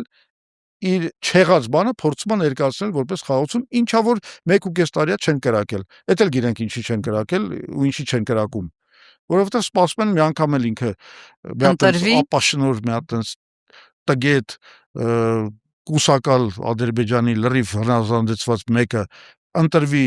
Հայաստանի Հանրապետության վարչապետ, որ հետո ինչ ուզենան էլի անեն։ Լավ, պարոն Զուրաբյան, անցնենք առաջ։ Փաշինյանը ինչ ասում, այս ընտրությունները բացառիկ շանս են, ի վերջո, այսպես ձեր դիագնոզը տվեց իր կարծիքով, չգիտեմ, այնտեղ երագլուխ բաների, դևերի։ Մեր այդ երագլուխի մեջ մենք ոչ չենք մտնում, հա։ Դուք գծից Լուսանսկից դուրս է ձեզ անում ընդհանրապես, ասում ես ընտրությունները բացառիկ շանս է նախկիններին քաղաքական դաշտից դուրս շպրտելու համար, իսկ Հակբան ընդհանրապես շանս չունեն, ինչպես ասացի, դուք ասում եք իրեն անակնկալներ են սպասվում հունիսի 7-ին, ճիշտ է, Ծիծեռնակաբերդի ձեր ճեպազրույցում ասացիք, այդ անակնկալները քանի որ երկու տեսակ են լինում, եւ լավ եւ վատ, հիմա իրեն ինչ անակնկալ է սպասվում այս առումով։ Հիմա եթե այս անակնկալները բացում, էլ անակնկալ չի լինի։ Հա, Դա շոկ է ենթարկվելու, երաշխավորում եք։ Լսեք, դուք չեք հասկանում, որ այս ամեն ինչը ընդամենը պրոպագանդիստական հնարքներ են։ Ասել որ Այսինքն, չեք, ասում հակը չի անցնելու, դա ընդամենը մարդիկ, որոնք որ մտածում են ձեն տան, իր ցանկությունն է, որով ինքը մի կողմից փորձում է հանձնարարություն տալ համապատասխան մարմիններին, որ կոնգրեսեն չանցկացնեն կամ ինչ ամեն ինչ անեն, որ տես բան չլինի, այսինքն եւ տեղեկատվական, եւ ադմինիստրատիվ եւ այլն եւ այլն։ Մյուս կողմից ինքը իրան բանանելու տենց իրա համար իրականում բավականին սարսափազդու հակառակորդի շանսերը թույլատնելու մի հատ հնարք է։ Այս ինչ ենք մենք սրա մեջ մտել։ Հիմա որ քաղաքական ուժին վերցնես, ասում է ես կրելու եմ, հաղթելու եմ, ջարդելու եմ, նորմալ է։ Իսկ այն հակառակորդս չի անցնելու։ Ես շատ ուրախ եմ, որ Նիկոլ Փաշինյանը մեզ ընտրել է որպես թիրախ, որովհետև դա ցույց է տալիս, որ ինքը վախենում է, ինքը տեսնում է, որ այս հակառակորդը իրան կարող է թուլացնի, կարող է վնաս հասցնի, կարող է սասանի իր իշխանությունը։ Այո, որտեղ ինքը տեսնում է, որ այդ իր բոլոր բլեֆերը մենք բոլորից լավ բացահայտում ենք։ Այդ մեկ տեսնում է, որ մենք շատ ծրագրային ենք մոտենում, այսինքն մենք չենք դնում, տեսեք օրինակ կարան ասեն, չէ, դե ինքնանպատակ ասում են Նիկոլը գնա ու վերջ, մնացած հարցերը կարևոր չէ։ Մենակ թե Նիկոլը գնա, բան, սա ներկայացվում է որպես շատ նեգատիվ բան, որովհետև բա դու երկրի զարգացման ծրագիր չունես, մենք այդտեղ էլ թուլությունից էլ ենք ազատ։ Մենք ասում ենք Նիկոլը պիտի հեռանա, իսկ Նիկոլից հետո ինչ կլինի, առաջարկում ենք։ Մենք ունենք լուծում, մենք ունենք երկաթուղու Իրանի հետ կապող երկաթուղու կառուցման այդ բանը մեր ծրագիրը, որը եւ տնտեսական, եւ քաղաքական, եւ աշխարհաքաղաքական առումով, եւ խաղաղության հաստատման առումով անելիք ունի, առանց որի Հայաստանը այս կախվածությունից չի պրծնելու եւ միշտ մնալու է պատերազմական այս ցիկլի մեջ։ Իրանք դրա մասին չեն խոսում, իրանք վախեցած են, իրանք գտնվում են օտարածին ճնշման, օրակարգերի ճնշման տակ, իրանք կվախենան անգամ դրա մասին խոսել։ Մի պարզ պատասխան չեն տալիս։ Դա լավ բան է, թե վատ բան է։ Դա պետք է անել, թե պետք չի անել։ Ասում է թող անեն։ Դες բաներից մեկը, կարծեմ Ռուբինյանը ասում է, դե հիմա եթե պետքա, եթե ինչ-որ պետություններ հետարկված են, թող անեն։ Այսինքն դուք մինչև հիմա չեք հասկացել, որ քո տարածքով երկաթուղու սարքելու համար որպես առաջին ու ամենաանհրաժեշտ նախապայման պետքա այն լինի, որ դու ես ուզում դա անես։ Պլանավորում ես, բանակցում ես, կոալիցիաներ ես ստեղծում, որ այդ բանը լինի։ Իհարկե ոչ ոք ռեակցիա չի տա, եթե Հայաստանից տենց իմպուլս չկա։ Մենք արդեն գիտենք, որ բավականին հետարքիր իմպուլսներ են գալիս արտասահմանից, որ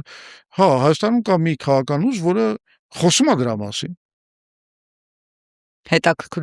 Հետաքրքրություն առաջացնում դա։ Իհարկե դա քանի դեռ մնում է ընդամենը օպոզիցիոն ուժ, այդ հետաքրքրությունը չի կարող շատ իրագործվի, հա, էլի։ Որովհետև այսօրվա կառավարությունից նման բան չեն սպասում։ Իրանք գիտեն, որ իրանք լրիվ մտել են այդ թրիփի պրոյեկտի տակ, միակողմանի, ոչ մի ուրիշ բան չհանդուրժող, որը բացառապես ծառայում է բանի, այդ Ադրբեջանի, Թուրքիայի, Միացյալ Նահանգների, Իսրայելի այդ բանին, մենք դեմ չենք, թող ծառայի այդ շահերին, բայց երբ որ միակողմանի է, ինքը դառնում է շատ փխրուն ու շատ ինքը չի կարող երկարաժամկետ կլինի, որտեվ բավականին մեծ ազդեցություն ռեգիոնում ունեցող երկրների շահերը անտեսված են։ Նույն Իրանի, նույն Չինաստանի, Հնդկաստանի, Ռուսաստանի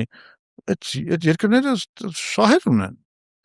Այսինքն ստացվում է, որ մի հատ պրոյեկտ իրականացվի, որը լրիվ անտեսում է մնացածի բանը։ Այդ կոնֆլիկտը չէ ստեղծում, աշխարհաքաղաքական լարվածություն է ստեղծում։ Ու դու ստեղծում ես այդ աշխարհական լարվածությունը հենց Սյունիքում, հենց Հայաստանի տարածքի վրա։ Հիբրիդային պատերազմ էլ կբերի, պրոքսի պատերազմ էլ կբերի, կսկսի բանա գերտերությունների մրցակցություն, իսկ մենք գիտենք ինչով է ավարտվում, երբ որ այդպեսի բան է լինում, այդ երկրները քանդվում են սովորաբար։ Հետևաբար Նիկոլի այս միակողմանի բանը նվիրվածությունը այդ օտարածին օրակարգին դա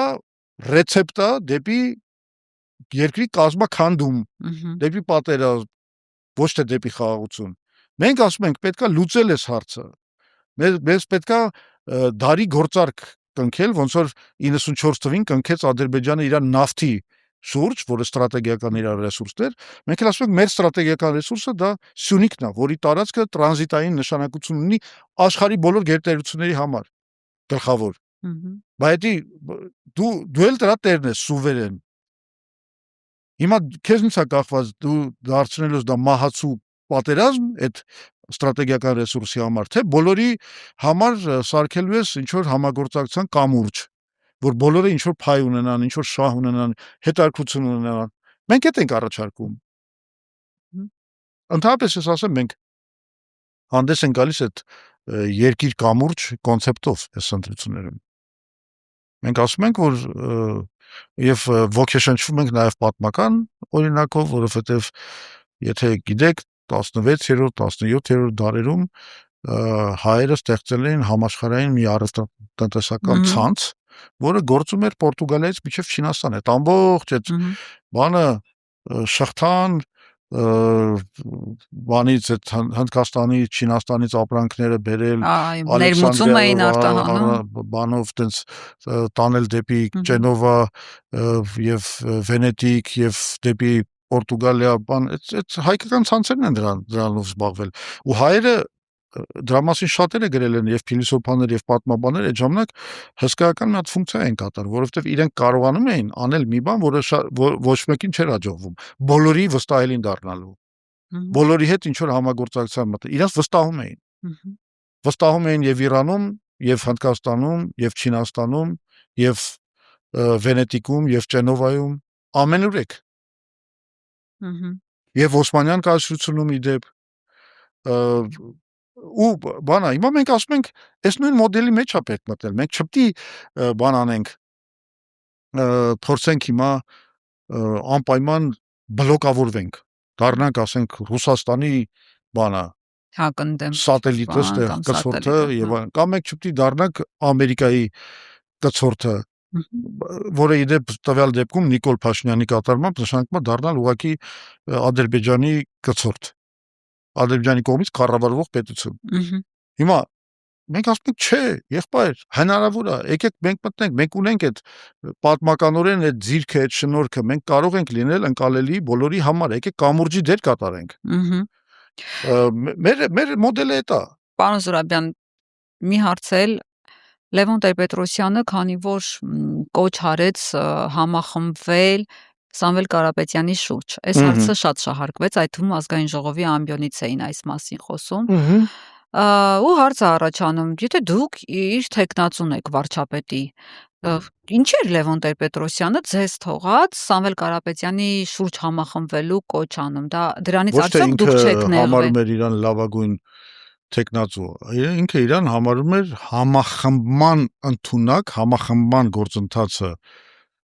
կազմակերպելու ամենահարմար թեկնածուն։ Դուք չեք կարող համախմբել։ Դե հիմա ինչ եք կարծում, Սամվել Կարապետյանը կգա կմտնի իմ չի գա բանի թիմի մեջ։ Չի գա։ Հա։ Բայց երբ որ ինքը ունի արդեն իր թեկնածուն, սա մի տեսակ անհարգալից չի ձեր նկատմամբ։ Լսեք, խոսքը ասում եմ փորձեր ապահովել համախմբում, որի մասին մենք 2 տարի խոսում ենք։ Ու կներեք, ինչքան էլ դա կարող էր վնաս հասցնել կոնկրետ իմ ընտրարշավին կամ այդ Հայ ազգային կոնգրեսի առանձին ընտրարշավին, այդ բանը երևի պետք է արվեր։ Պետք է արվեր հանուն համախմբման։ Այստեղ մենք ցույց ենք տվել, որ մենք էգոիստ չենք։ Չէ, բայց ստացվեց, որ Լևոն Տեր-Պետրոսյանը Սամվել Կարապետյանի PR-ով է զբաղվում։ Ես գիտեմ հարակից խնդիրները։ Դե տանապես տենց է։ Մի կարևոր քաղաքական խնդիր լուծելու համար պիտի զոհես։ Բանա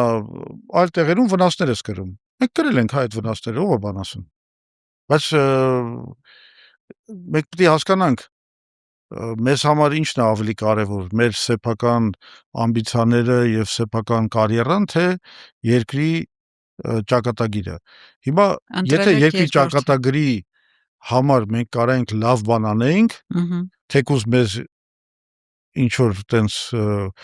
նեղ կուսակցական առումով վնասելով, երևի պիտի անենք, չէ։ Մենք շատ մոտ էինք իրականում բանին, կային նախնական պայմանավորվածություններ արդեն եւ այլն։ Հիմա չեղավ, մենք ողբերգություն ենք անելու, չէ։ Մի քիչ վնասված գնում ենք առաջ։ Ինչ ա եղել։ Տենց բան է, քաղաքականությունը բարդ process է։ Երկու երնեք մի տեղում չի լինում։ Այնպես չի որ դու քաղաքականության մեջ կարաս տենց փայլուն process կառուցես, որից մենակ շահես։ Պես չի։ Այնպես ստացվեց, որ Ես պիտի նեղանայի, չեմ նեղանում, ինչ եք։ Հա, չեք նեղացել, կարևորը է դա, վերջ։ Բացարձակապես, ինչի է։ Հիմա երբ որ ես գիտեմ, որ մոտիվացիան որ նա ինչ նպատակ է դրված, ինչի համար է դա արվում, ինչի պիտի նեղանամ։ Հիմա մի քիչ նահանջած վիճակից նորից կգրոհենք, ինչ ա եղել։ Կարևորը դուխներդ չեք գցել։ Այդ երբ եք տեսել ինձ դուխը գցած։ Տենց բան տեսել եք։ Ինչքան վերիվարումներով անցել են։ Դուք էլ տեսել եք այդ սա process-ը բան է կարել։ Տեսել եմ։ Տեսել ես գցած։ Չէ, տեսել եմ process-ները։ Մենք մեզ համար բանա, փիլիսոփական սկզբունքներ կան։ Մեր կենսուրախությունը մեզ երբեք չի կենսուրախությունը, պատրաստակամությունը, հետևողականությունը, այնքան անհաջողություններ ենք ունեցել, այնքան հաջողություններ ենք ունեցել։ Քաղաքականության մեջ եթե դու ընկրկես անհաջողություններից, ուրեմն դու ոչ մի բանի պետք չես։ Ու չկա տես քաղաքական գործիչ, որը միայն ունեցել է հաջողություններ։ Չկա տես բան։ Never give up։ Ամենամեծերը, ամենամեծ բան ունեցել են ահավոր ձախողումներ, անհաջողություններ։ Այ իհարկե, այս ճանապարհը որը կունենա վայրի։ Մի երկու հոգի է եղել պատմության մեջ, որ անհաջողություն չի ունեցել։ Ասեմ, Ալեքսանդր Մակեդոնացին, Հուլիոս Կեսարը, եւ վերջ։ Էլ չէ, հա, Չինգիզ խանը։ Չէ, այն էլ Չինգիզ խանի մասին չի ասի։ Ինքը պարտ ունեցել է ճակատամարտեր, որտեղ պարտվել է սկզբից։ Հա։ Այնպես որ ասել որ բանա մենք պետք է ինչ որ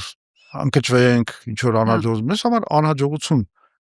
բառը գոյություն չունի, բայց դա այն նիկոլական իմաստով չի, որ ասում է եկեք մեզ երբեք պարտված չէ։ Հա, մենք երբեք մեզ պարտված չենք համարենք, ուրեմն չէ, այդ առումով չէ, մենք adekvat ենք ընկալում։ Ընդունում ենք եւ անցնում։ Ընդունում ենք, որ անհաջողություն ենք, ասենք ինչ որ միտեղ ձախողվել ենք, կամ անհաջողության ենք մատնվել, եւ ինչ։ Այդ ինչ է, աշխարհի պատմությունը բանա լի է տենց օրինակներով, հետո, բայց հետո ինչ մեծ հաջողություններ են հասել։ Չերչիլը բանա առաջին համաշխարհային պատերազմից հետո մոռացության մատնված մի հատ երկրորդական գործիչ էր։ Եվ հետո ոնց։ Հետո ինչ եղավ։ Այո։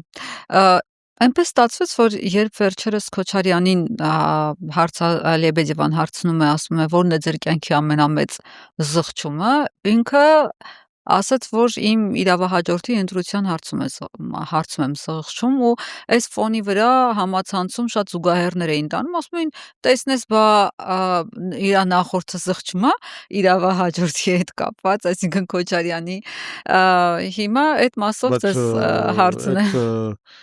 Կներեք, Քոչարյանը հո իրավահաջորդ չի եղել։ Հա, չի եղել։ Որտեղ Պետրոսյանը չի իրան բերել իշխանության։ Չէ։ Բայց դաշտը Քոչարյանը ինքը վերցրել է իշխանությունը։ Վերցրել է։ Ո՞նց։ Այսինքն դա ինչ որ մեկի համար գաղտնիք է։ Իսկ բանին Սերժ Սարգսյանին Քոչարյանն էր բերել։ Այդ արդեն ոնց որ իրանց խոսակցություններից տենց է հետևում, բայց ես կներեք քիչ ցանկալի բաներից մեկը ինձ համար էնա, որ ես հիմա մտնեմ Սերժ Սարգսյան, Ռոբերտ Քոչարյան, քաղաքական տենց ինչ որ բայց Լևոն Տեր-Պետրոսյանը ներողություն ա խնդրել հայ ազգից Քոչարյանի հետ կապված։ Եվ դե ուզում ասեմ Քոչարյան չէ, ասաց եւ Քոչարյան եւ Սերժ Սարգսյան, ինքը ասա ներողություն, բայց նաեւ Քոչարյանի։ Որովհետեւ, դա էլ դες ասեմ, որովհետեւ չնայած ինքը ոչ մի բան չէր արել, որ նկատի ունեմ, որ այդպեսի ոչ պլան ա ունեցել, ոչ մտադրություն ա ունեցել, ասենք Քոչարյանին իշխանության բերելու, այնուամենայնիվ ժողովուրդը մեղադրում էր իրան, Սերժին ու Քոչարյանին բերելու համար։ Այն բանով, որ ինչի բերեցիր քո թիմը։ Այո։ Հա։ Այդ դրամը ներողություն խնդրել է, հետո Հա, որտեղ դուք ընդհանրապես ձեռքերը լվացիք, ասցիք կապ չունի։ Ստացավ։ Շատ լավ, որտեղ ձեռքերը լվացիք, ասցիք Քոչարյանը դե ինքը իրան ճանապարհը ոնց որ հարթելով այգել է, իրականում այդպես չի եղել, էլի։ Կներեք։ Այսինքն դուք համարում եք, որ Տեր-Պետրոսյանը պլան ա ունեցել փոխանցել իշխանությանը Քոչարյանին։ Չէ, բացարձակ հիմա պլան չի ունեցել։ Այդպեսի պլան չի ունեցել։ Ինչի մասն իրավահաջորդ չի ունեցել, որովհետև առումով են ասում, որ ինչ որ մեկին նախապատրաստել ես, բերել ես քո փոխարեն, բայց դա պլան չի եղել։ Ոչ էլ Նիկոլի առումով, որ ասում են հոգեզավակ, չի եղել դա պլան։ Բայց Տեր-Պետրոսյանը ամենա իր մղձավանջային երազում Նիկոլ Փաշինյանին չէր տեսնի պետության ղեկավար։ Ես չգիտեմ, ես մեկ-մեկ մեծահոգություն անում եմ, ասում եմ Փաշինյանի մակարդակը ձգում է մարզպետի տեղակալի մակարդակի, ես չգիտեմ Տեր-Պետրոսյանը իրան նման տեսելա թե չէ։ Բա պատգամավոր էիք դարձրել։ Մեկ իրան շատ լավ պատգամավոր, կներեք, պատգամավոր ինչ, ինքը բանա քարոզչության մեջ դերակատարություն էր կատարում, շատ լուրջ, եւ ուներ ինչ որ մի բան համակրանքի շերտ բնակչության մեջ ուներ, ով է ժխտում։ Հիմա էլ ունի։ Հա, ասում եք պաշտոն հայել ունեցել է։ Չի տեսել, բայց դուք տեսել եք ձեր ցուցակում ընդգրկել եք, վերել եք։ Կներեք, պատգամավորական ցուցակում ում ընդունում ես, այդ նշանակում է շատ բարձր պաշտոն է, ես։ Չէ, այդ նշանակում է ինքը ձեր թիմակիցն է։ Այդ նշանակում է, որ ինքը կարող է քո ընտրացուցակը ավելի գրավիչ դարձնել ընտրողի համար։ Դե տեսել եք էլի մեջ այդ տրամաբանությունն է գործում։ Ինչ ենք տեսել։ Չգիտեմ ինչ եք տեսել, դուք ասեք ինչ եք տեսել, դուք եք վերել։ Գրավչություն ընտրողների համար։ Հա։ Դրա Այդ տեսել եք։ Բայց ինչ որ պատասխանատու պաշտոն բան զբաղեցնելու առումով չեք դիտարկել։ Ո՞ց կարայինք դիտարկենք։ Մենք իր մակարդակը լավ գիտենք։ Ինչ էր որ մակարդակը։ Ինձ թվում է մեր ամբողջ զրույցը նվիրված է եղել այդ մակարդակի քննարկմանը։ Ձեր հարցազրույցներից մեկում ավելի ճիշտ գրառում եմ տեսել այդ մասին, կիսվել եք հարցազրույցով, ասում եք 2021 թվականին, երբ Փաշինյանը մնաց իշխանության, դեր խաղաց այն հանգամանքը, որ նրանից ակնկալում էին կատարել նոյեմբերի 9-ի հայտարարության դրույթները։ Դրա համար ամեն ինչ արվեց, որ իր դիրքերը ամրապնդվեն։ Հիմա էլ սպասում են թրիփը իրականացնելուն, այն ժամանակ ռուսներն էին հետաքրքրված, որ ինքը մնա իշխանության, հիմա էլ ամերիկացիներն են հետաքրքրված։ Կարծում եք ռուսները այնպես են արել, որ 2021-ին Քոչարյանը պարտվի եւ Փաշինյանը մնա իշխանության զուտ այդ նոյեմբերի 9-ի փաստաթուղթը կարծում եմ, որ այո, Ռուսաստանին այդ պատերազմից հետո պետք էր նման ղեկավար, որը ստորագրել է նոյեմբերի 9-ի Քցեց այսինքն Պուտինին Փաշինյանը վերջում։ Ինչ որ իմաստով իհարկե։ Դուք չեք հիշում, որ բանից քցել բառը մի քիչ կոպիտ բան է, կոպիտ ասեցիք, բայց իմաստային առումով հասկանալի է։ Դե լավ է, որ հասկանալի է։ Այսինքն դուք եթե հիշում եք, ընտրություններից անմիջապես հետո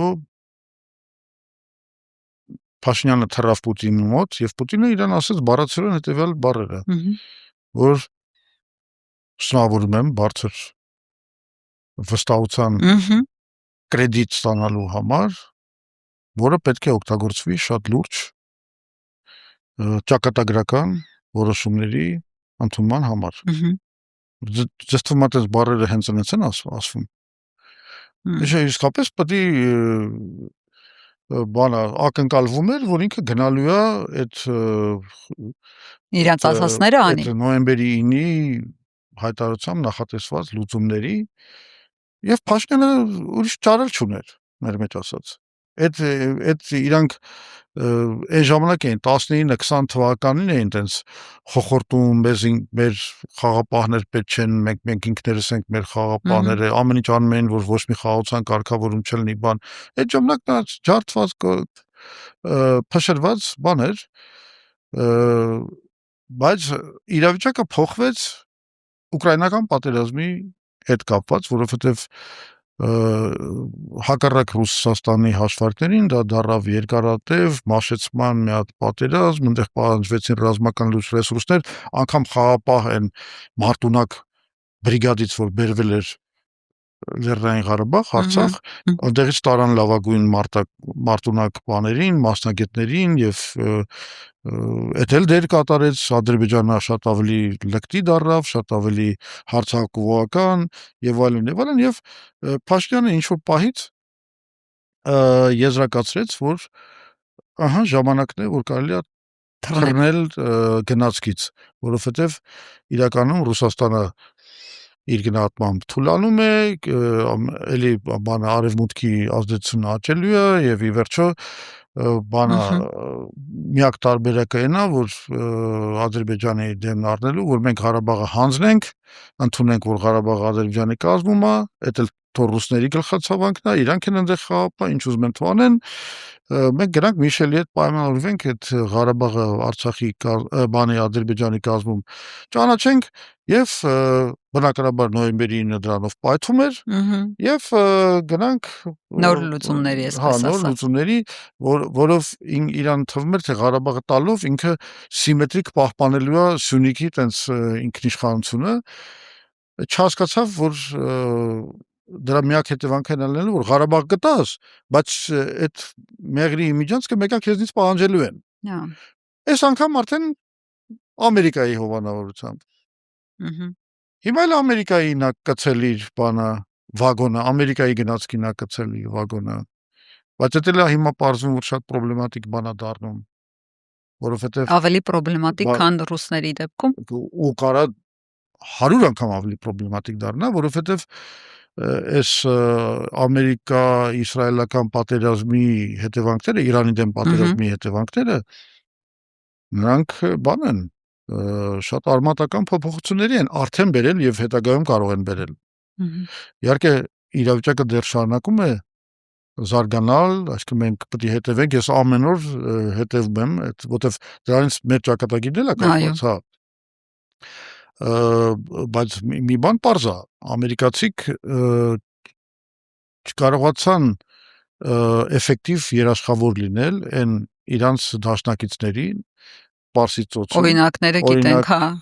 բանը Սաուդյան Արաբիայի, չգիտեմ, Էմիրատների Միացյալ, Կատարի, Բահրեյնի, Քուվեյթի եւ այլն, այսինքն 70% ամերիկյան բազաների ոչնչացված է, ամերիկյան հրթիռների, ասենք թհად հրթիռների, սա ես ասում եմ Financial Times-ի բաներով, տվյալներով, որոնք բավականին լուրջ արտահոսքներ ունեն, 50% սպառված է, Patriot հրթիռների 45% ICRM-ների, բանը մոտավորապես 25% Tomahawk-ների, սա իրականում, չէի ասի կատաստրոֆիկ, բայց դա ահավոր կորուստներ են, որովհետև այդ պաշարները 5 տարում նոր կլինի վերականգնել եւ մի բան էլ դա նշանակում է, որ Միացյալ Նահանգները հիմա բավականին թուլացած են բանի, ասենք այդպիսի ինտենսիվ պատերազմ նորից վարել, այսինքն դա կնշանակի զրոացնել ամբողջ ռազմական բանը, պոտենցիալը հրթիռների առումով, եւ ամերիկացիք այդպես հեշտ դրության մեջ չեն հայտնվել, Տրամպը ուզում է մի կերպ դուրս գալ այս պատերազմից, իսկ Իրանը չնայած կրել է հսկայական վնաս, բայց ինքը ձեռք է բերել բավականին լուրջ լծակներ ազդեցության, մասնավորապես այս Հորմուզի նեղուցը ըստ էության վերցրել է վերահսկողության տակ եւ այս պահի չի երևում թե ինչ գործիք ունի Ամերիկան եւ Իսրայելը, որ կարողանան ինչ-որ բան պարտադրել Իրանին։ Կտեսնենք իհարկե դինամիկա իրավիճակը ոնց կզարգանան դեպքերը, բայց համենայն դեպս վտանգավոր խաղի մեջ են մտածել, որ Ամերիկան չի վերսկսի պատերազմը, որովհետև այդ որ նայում ես բոլոր այդ համադրում ես ռազմաքաղաքական այդ ֆակտորները, ռեսուրսները եւ այլն, ու հասկանում ես, որ Ամերիկան եթե գնա այդ պատերազմի, Տրամպի ադմինիստրացիան կհայտնվի մի իրավիճակի մեջ, որից ինքը ամենաշատը ուզում էր խուսափել, այսինքն ինքը չի ուզում երկարաժամկետ պատերազմ, որը կբերի, ասենք, տնտեսական դիրքերի թուլացմանը, ինֆլյացիային Ամերիկայում եւ նոյեմբերյան ընտրությունների առաջ կթուլացնի Տրամպի ադմինիստրացիան։ Այս որ տեսնենք, բայց փաստը մնում է փաստ, Իրանը դիմացավ այդ պատերազմին եւ կարողացավ ուժեղացած դուրս գալ տեղից։ Պարոն Զուրաբյան, ամփոփելով այսօրվա մեր զրույցը։ Իսկ դա ազդելու է նաև թրիփի վրա։ Հա, հասկացա, որովհետև հիմա կներեք, ռեգիոնալ առումով, ոչ միայն ռեգիոնալ, աշխարհակահական գլոբալ առումով էլ Իրանը շատ լուրջ դիրքեր է, եթե ինքը կարողանում է Հորմուզից կառավարել աշխարհի տնտեսությունը, կներեք, սա շատ լուրջ բան է, շատ լուրջ լծակ է։ Եվ սա նշանակում է, որ Իրանը լուրջ ազդեցության տերություն է դարել եւ բանականաբար ես օրինակ չեմ տեսնում այս վիճակում ոնց կարող է թրիփը առաջ գնա։ Եվ արդեն բան են մի քանի էտապներ աշխատանքների, որպեսզի սկսեն, բոլորը հետաձգվել են։ Չնայած Փաշինյանը փորձեց ինչ որ ելույթներ ունենալ, հանգստացնել իր կողմնակիցներին, ասել, որ չէ, թրիփը մնում է ստրատեգիական առաջնայնություն Ամերիկայի համար եւ այլն, անգամ ինչ որ Armenpress-ը մի հատ ինչ որ բան կորզեց, հայտարարություն է տառնով, բայց հասկանալի է, որ դրանք ընդամենը PR դիվանագիտական ինչ որ բաներ են, որ կողմնակիցներին հանգստացնեն, ուժեղացնեն իրենց դիրքերը ընտրություններից առաջ, իսկ իրականում թրիփի հեռանկարները բավականին խարխլված են։ Ամփոփելով մեր զրույցը, պարոն Զուրաբյան, դե մենք սրա մասին զգուշացնում ենք։ Մենք ասում ենք, որ սա միակողմանիությունը կարող է բերի վատ հետևանքների, սա ռումբ է, ինքը կարա պայթի։ Այնուամենայնիվ Փաշինյանը լեցված է նախընտրական քարոզարշավին, ագրեսիվ քարոզչություն է տանում մրցակիցների դեմ, գիտեք ոնց է անում, իրենց ուրախ ավտոբուսը նստում են, թխվածքաբլիթներ են բաժանում, սրտիկներ, չգիտեմ, այդ քարոզչական քարտեզները զարդանախշի տեսքով կրծքավանդակներին է ամրացնում եւ այլն։ Մի խոսքով TikTok-ում է ակտիվ, ամեն ինչ անում են, որ թվում է մրցակիցներին ոչ մի բան էլ չի մնում տակը անելու։ Ու դուք տեսնում եմ այդ բանի դաշտի մեջ, այսպես լուրջ մարդիկ այնց TikTok-յան բաներից հեռու, ո՞նց է քարոզարշավի տակից դուրս գալու։ Դե կապրեք կտեսնեք էլի։ Դահլիճային բաները արդեն անցած են։ Ասում եմ կապրեք կտեսնեք էլի, մենք էլ չէ մշակումներ ունենք, քարոզչական այդ բանին պաշտոնական այդ քարոզչական ժամանակաշրջանին նախապատրաստվում ենք, իսկ ինչ վատ բան կա բանի մեջ, դահլիճային հանդիպումների մեջ։ Ես դες ասեմ մի բան։ Այսօր կարող է անգամ միտինգային դարն ավարտված է, այսօր սոցիալական հարթակների դար է։ Այսինքն այստեղ կարևոր է թե դու ինչ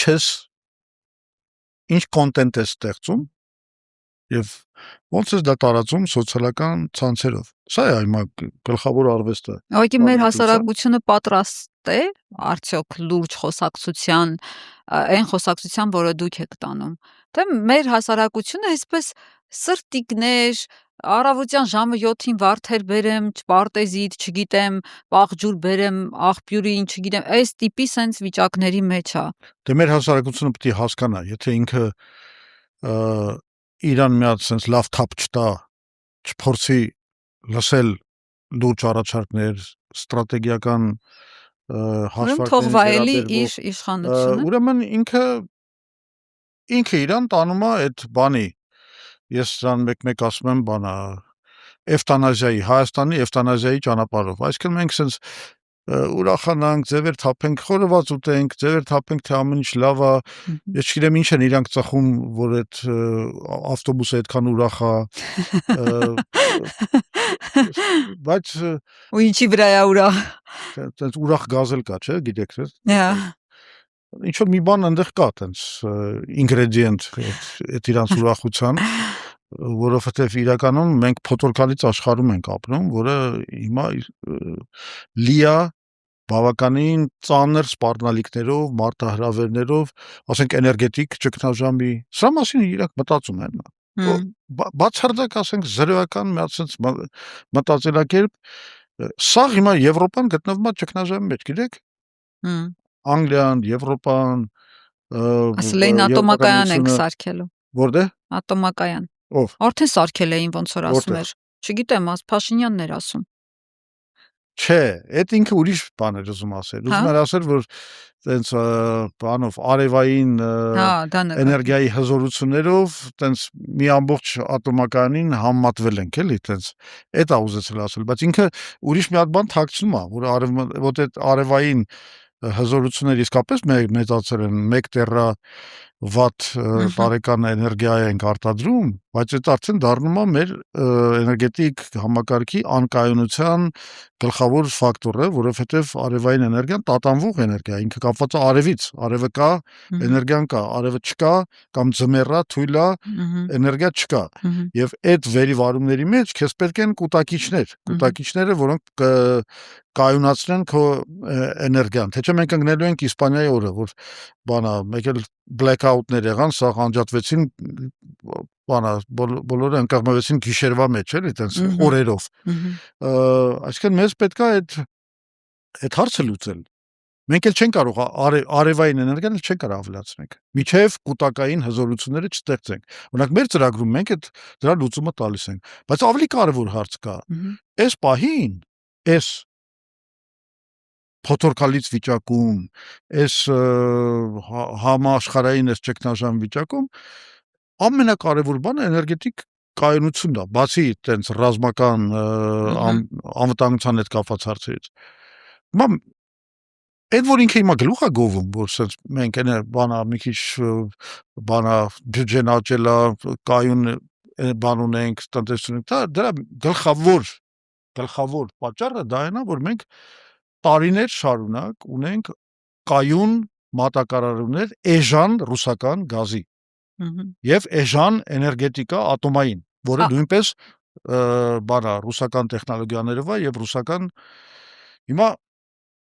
Հիմա ասում են ավելավատար ասեն դուք պրոռուսական եք, էս եք, են եք, բայց մենք շատ պրագմատիկ ենք իրականում։ Մենք խոսում ենք դրա մասին, որ ու այսօր բոլորն էլ, եթե ձեզ հետ անկեղծ նստեն խոսան, բոլոր մասնակիցները կասեն, եթե դու այսօր օրինակի համար վաղը, հա, Ռուսաստանը սկսի մեզ գազը ծախել շուկայական գնով, Հայաստանի տնտեսությունը փլուզվում է, կոլապսի է ենթարկվում։ Նիկոլ Փաշինյանը հավաքում է բոլոր այդ խոշոր ձեռնարկատերերին, ասում է ոչինչ, բան, մի մտածեք, մենք հեսա Ռուսաստանի հետ անգամ եթե վատանանք Եվրոպական միություն կգնանք, բան, բոլորը հայացքները թաքցնում են, որտեղ դրանք ռեալ գործի մարդ են, իրանք գիտեն, որ տես չի լինի։ Այդպես չի լինի։ Նիկոլը հիմա նման է մի մարդու, որը նստած է մի ճյուղի վրա ու սղոցում է այդ ճյուղը,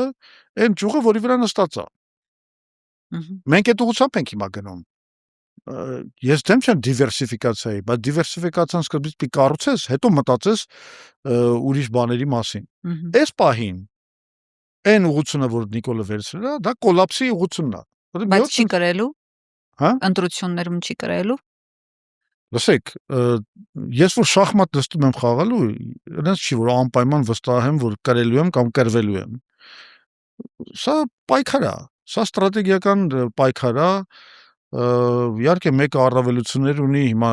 Փաշինյանը ունի այդ իր սաղ մանիպուլատիվ դաշտը, մեծ ստրուկտուրաների օգնությունը, բանը, մնացած մեր հակառակորդ ասեմ, թե ինչ ասեմ, մրցակիցները ունեն բավականին լուրջ ռեսուրսներ ու շատ հաճախ տեսնում ես, որ ռեսուրսը մենակ փողն է, այսինքն այնտեղ ոչ գաղափար կա, ոչ քաղաքական միտք կա, ոչ բան, փող է։ Բայց փողը ազդեցիկ բան է։ Հիմա բնականաբար իրանք ունեն իրաց առավելությունները, բայց մենք էլ ունենք մեր առավելությունները։ Հիմա մենք մտնում ենք խաղի մեջ։ Մեր հմտություններից է, մեր պլանավորման կարողություններից է կախված, մենք ինչի կասենք, մեր արգումենտացիան, մեր դեբատների կատարողական բանը, որակը եւ այլն եւ այլն։